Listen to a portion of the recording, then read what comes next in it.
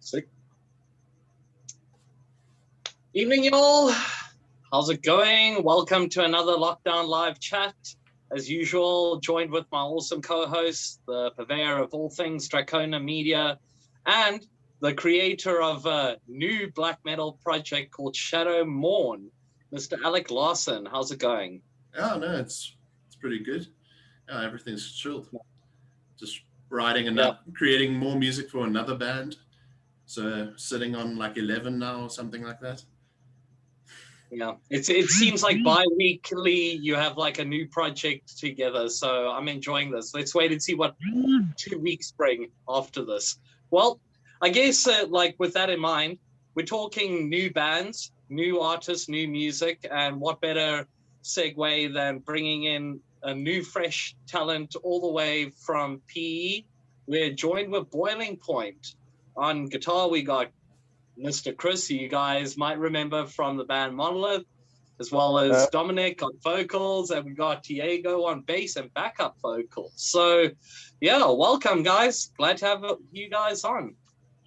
Oh, yeah, thanks for having us. Yeah, thanks for having us. Thanks for having us. Yeah, as I say, with this bi-weekly band thing, it sounds like you're a jazz musician. If only. If only. Well, I guess let's kind of pull this around. We'll bring it to the familiar face because I know Chris.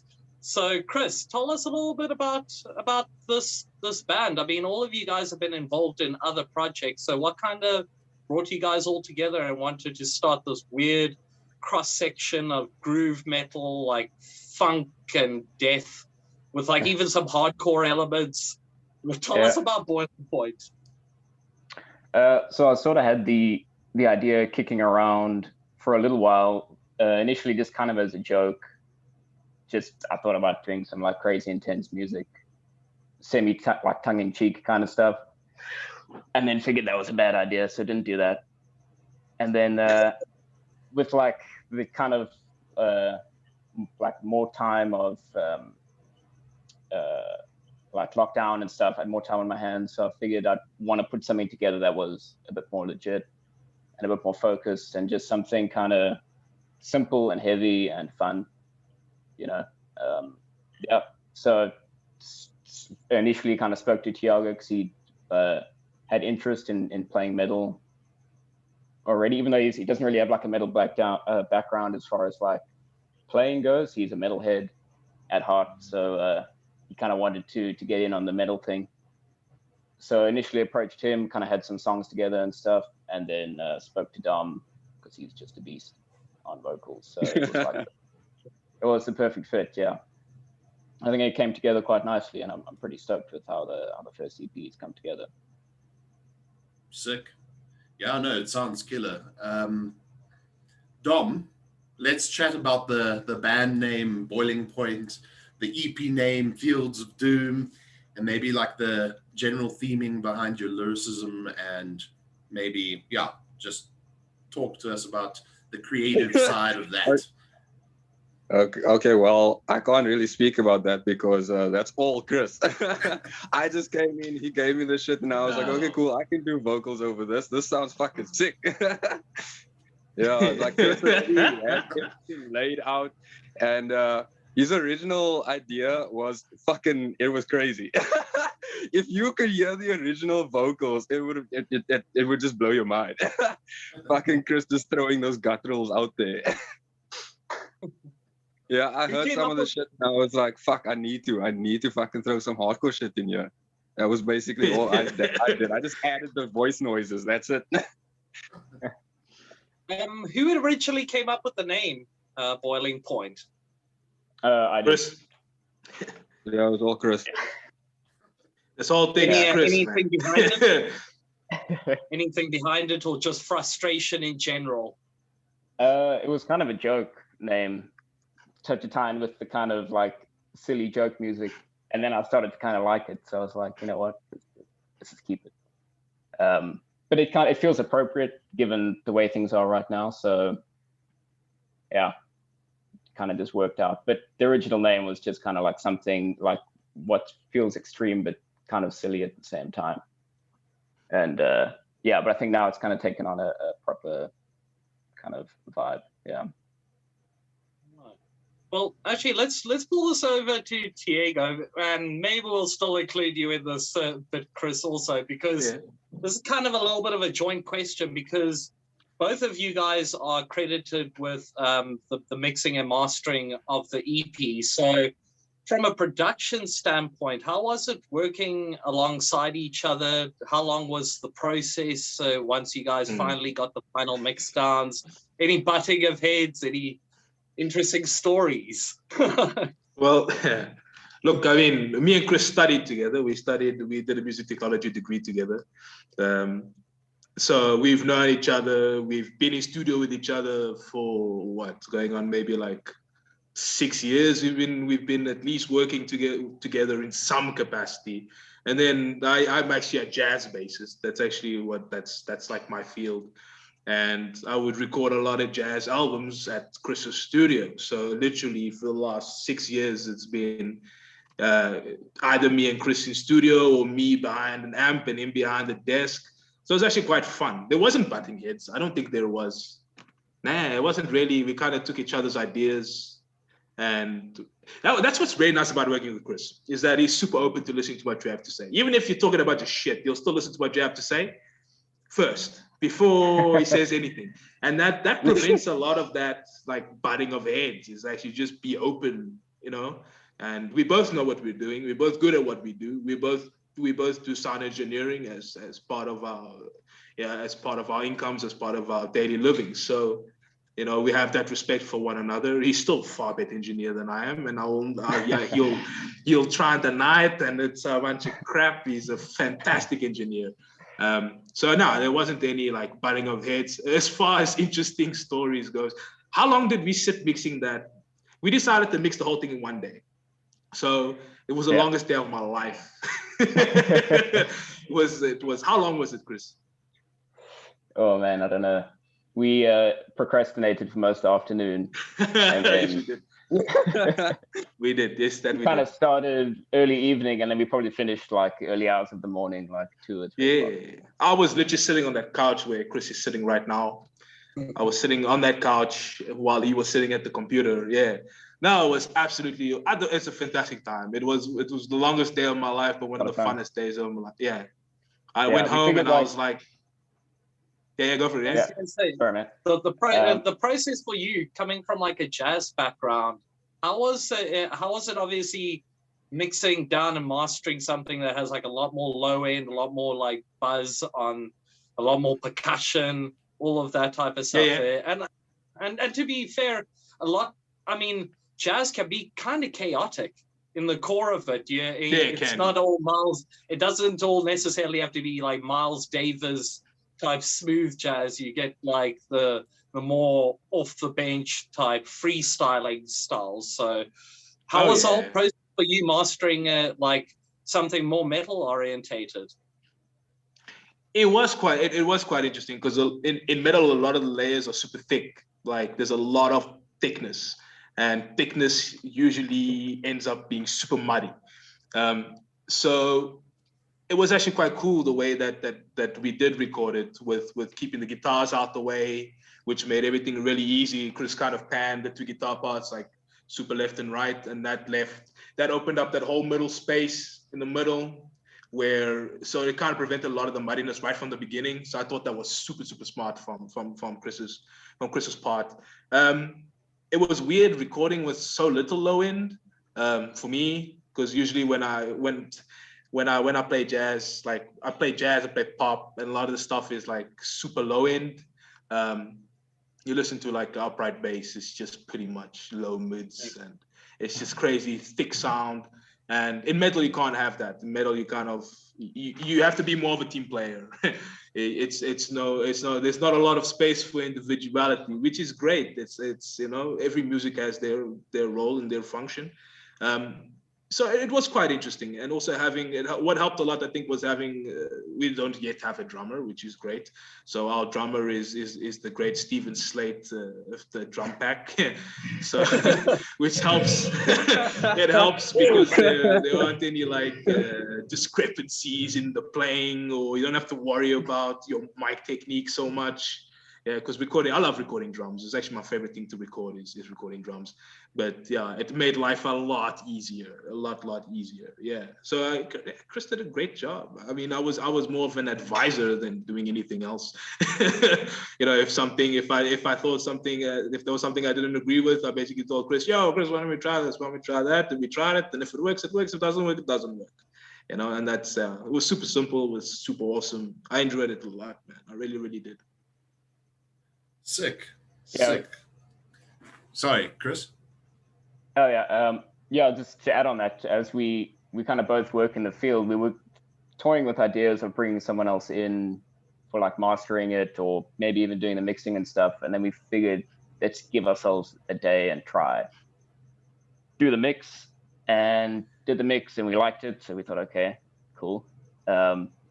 Let's give ourselves a day to master it and see if we hate it or not. And did the master, and we were like, this is fine. We like this. So yeah, we just kind of went with it, and it was really fun and quick, like 2 days. Mix the one day, the next day we mastered it, and it was done. So it was pretty fun experience, you know, because that whole process can drag on for weeks and months, and it's like a total drag. So it was way better. Sick. Yeah, all of this is news to me. I didn't know they did this over a night. Sick.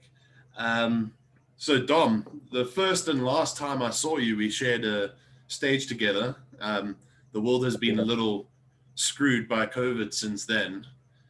How are things going your side, and how was it like to create music during this time period? Dude, like the timing was so perfect, dude, because like the name Boiling Point was also such a perfect thing for the timing of everything, because not being able to play again, not being able to get on stage, like freaking out if we're ever gonna get on stage again, and just being down because I wasn't busy being creative at all. When Chris sent me that message, I was like, fuck yes, dude. Well, what did you say you wanted to do? You want to do what? Black, what was it now Black again? Flag on 11. Yeah, Black Flag on 11. I was like, fuck yes, I'm in. that was it for me. I was like, yeah, let's go do some hardcore shit, dude. Yeah, so like Chris actually saved me there. I was literally not in a fucking creative zone at all, dude. I was just fucking up. And I needed this. And the music also, it comes across as well. Like every emotion you're going through, everything we're trying to do is just like make the music sound as real as we feel at that moment. Yeah. You've got basically 5 tracks, all very different from each other. I mean, stylistically, vocally, basically on every track you're adding a different element. So I'd be very curious to see when it comes to a potential album, what you're actually going to bring forth with that, because it's like I said in the beginning of this chat, it's got so many different genres within it, even elements of like. Now that you mention that you come from a jazz background, you can almost tell it in like the bass rhythm. It's a little bit more intricate than a standard like plectrum type, just picking vibe. There's a little bit of almost funk in it, so it's interesting. Yeah. But the most interesting thing about this band is actually Chris, in the sense that he's actually known for his really deep guttural, really deep gutturals in monolith. So again, for you, Chris, how was this process of just being a guitarist, you know, focusing more on the instrumentation than the actual vocals this time around? It was a lot of fun. It was cool because there was a point in time where I was thinking about trying to do the vocals as well, and demoed them, and was like, this is way too grunty and like samey, like my voice does one thing and that's it. So I wanted like a real vocalist to work on it, you know. So that led to speaking to Dom, who can actually do like, you know, anything and everything, like thrash, death vocals, hardcore vocals, anything, and he kills it, whatever he does. So yeah, finding someone who was like a really good vocal fit, and then yeah, just focusing on guitars is it's a lot of fun, and it's a lot less stressful as well. Yeah. Oh yeah. Yeah, it's cool because that's before Monolith. There was periods of time where I was just in bands being a guitar player, and it is nice to kind of just be able to just do your thing, and that's it. And yeah, so it's cool to be doing that vibe again. Yeah. Can I add to that quickly before we move on? Like, Chris's guitars are insane, like off the charts, dude, like no doubt, like seriously good. But my favorite was Device of Evil, right? In the chorus, right? The original one is just low guitars, dude. Right? I can't metal vocals save my life, dude. And then Dom comes in. This is when I was like, Dom is going to be our permanent vocalist.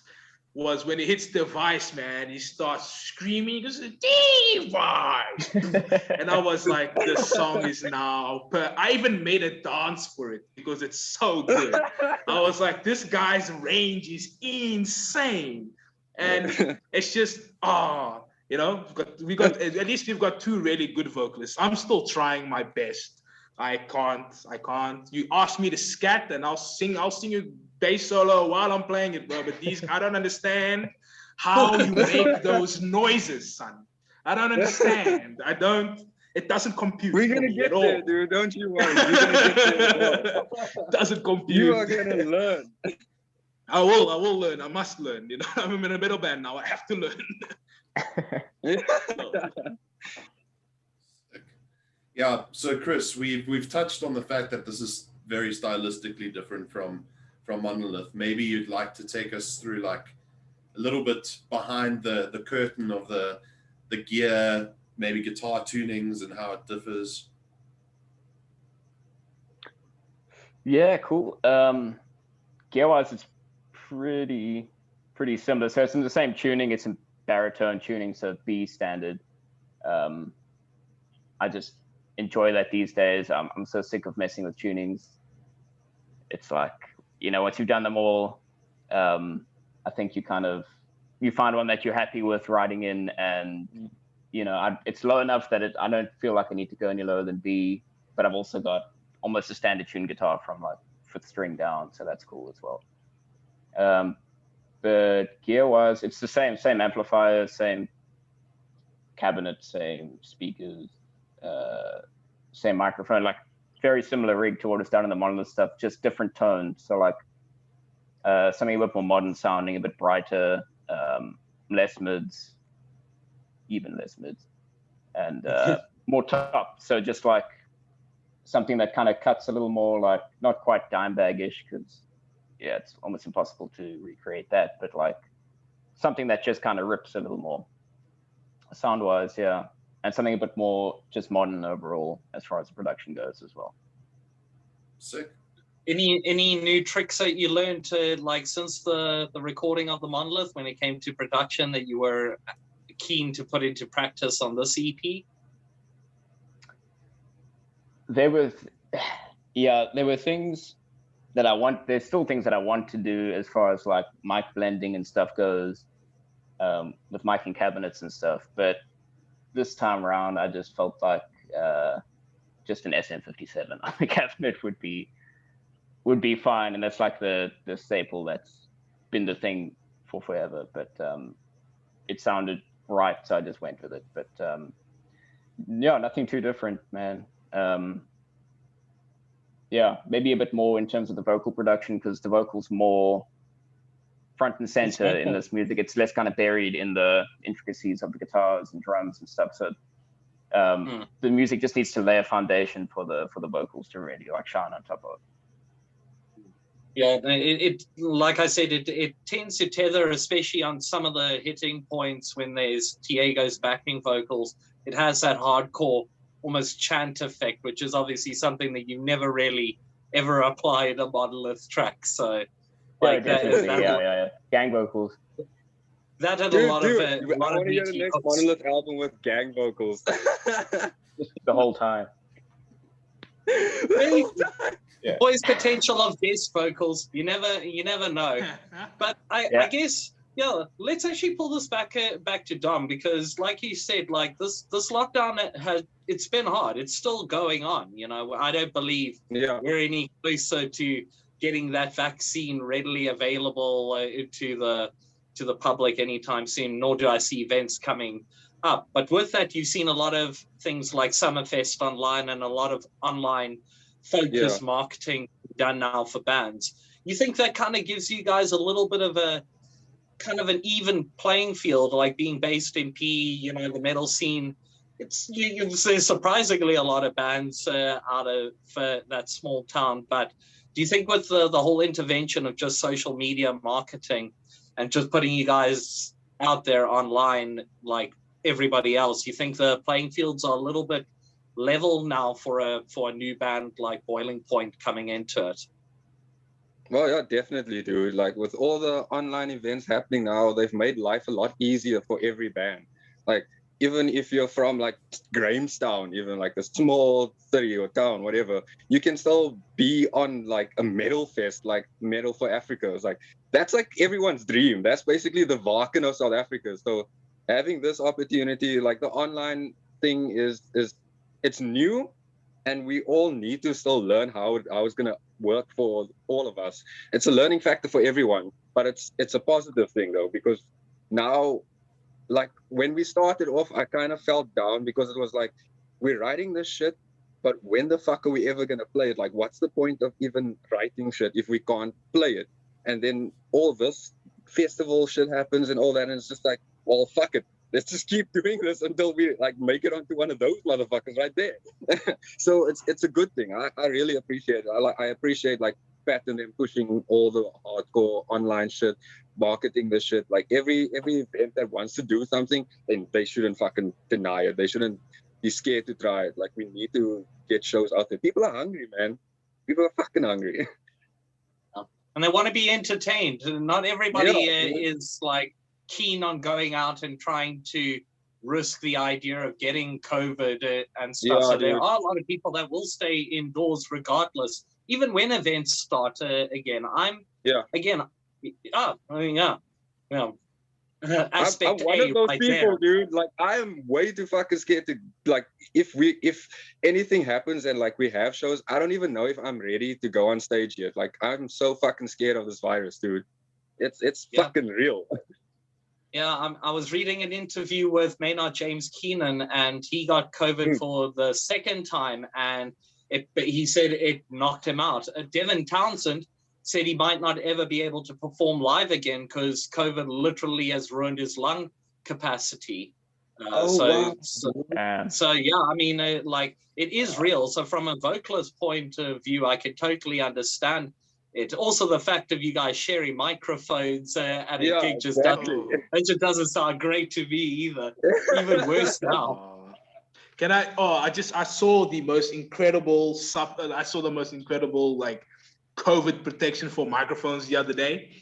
Oh wow! I was doing a video recording at the university, and they were literally using condoms as layer of protection over microphones.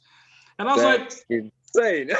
I was looking at it and I'm like, there's a bunch of students, right? A bunch of students at the Nelson Mandela University. And I was like, it's a good idea because you're probably not going to find something that's less, what's the word I'm looking for? Destructive, if you want to call it that, in terms of the sound. But still, it creates. We tried it. I then later that day went to go record an artist in the studio, and I was like, my partner in studio, Herman. I was like, Herman, we need to try this, bro. And then he's like, I got you, bro. He literally goes to his bag, pulls out a condom, and he's like, we put it over a C214 condenser to see what it would do. and it was like it's actually I thought nah, this is not a good idea. No, because it creates like it kind of takes top end off, so it creates like a low pass filter, which is like it doesn't work. So we just like screw this. She's gonna every time we're off the gun, is gonna spray things down and clean the mic and It was innovative, and I thought it was quite creative way of approaching it, because I mean, you think it's super thin, it shouldn't create too much of a. But it's 98% effective against other things. So why not? Exactly. That's fantastic. Oh man. So last question. I'm going to direct this to Chris. What is the future of Boiling Point, assuming the world unfucks itself? Like, what is the future? Do you guys have a plan to sort of go live? Or I know you don't have a drummer at the moment. Are you looking? What is the future for Boiling Point? Yeah, so when originally writing the music, it was semi-written to be fun live music that would be kind of crowd pleasing and fun for the band and everything like that. So it's kind of hopeful that would become a thing within the next year or two, that we could actually take the music live as well. As far as a drummer goes, we are like sort of looking at getting someone for some live stuff and hopefully come on and be like a full-time guy. So that's the drummer hunt is definitely on as well. And we're like super deep in writing a whole lot of new music as well. So, and this is going to be way more collaborative than the first one, which was kind of like finding guys to come in on a project. The next one's going to be very much collaboration in the writing, and the themes and everything is way more a three-way thing. So, three-way. Yeah, I think we've got. I was waiting for Dom to. I was waiting for it. Like, how can you just throw that out there and not expect me to But so we've got two new EPs that we're kind of working on simultaneously that I'm pretty stoked on. Yeah. Oh yeah, well, yeah, Dom. Anything you want to add to it? How's the process been? What are your thoughts on the future? Optimistic, amped? Tell us. Yeah, well, the process has been a lot of fun. Like, studio time with Chris and with Thiago was fucking hilarious. It was the most fun I've ever had in studio. But yeah, no, we're definitely hard at work now. We're working on, like Chris said, the 2 EPs. It's been a bit of a fuck for me because I'm back at work and I work in the alcohol industry. So that's been killing me because I'm fucking working longer hours now because we have to get all the stock out and shit. But making time has been a pain. Yes, I took off work. When was it? On Tuesday, just so I could focus on the EP. And I literally sat and stared at a blank page the whole day. Like, I could not function, dude. But thank God yesterday, out of nowhere, shit just started fucking coming. I was like, yes, I'm writing now, guys. We've got something. So yeah, it's still a fun process. So I'm enjoying it, and we are definitely gonna kill the stage when we get back on stage, dude.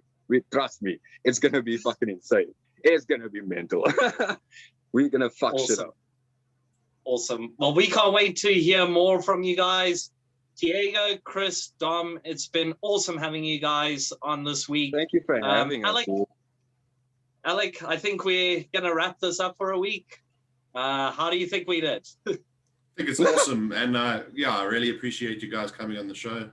It's nice being able to talk shit about metal, and just bond over the metal fellowship.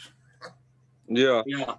Welcome to the community. Platform, by the way, like, we appreciate people like you that are pushing this kind of like platform. Like, it's awesome for like bands to get out there and get exposed, man. Like, and you guys are doing a good job.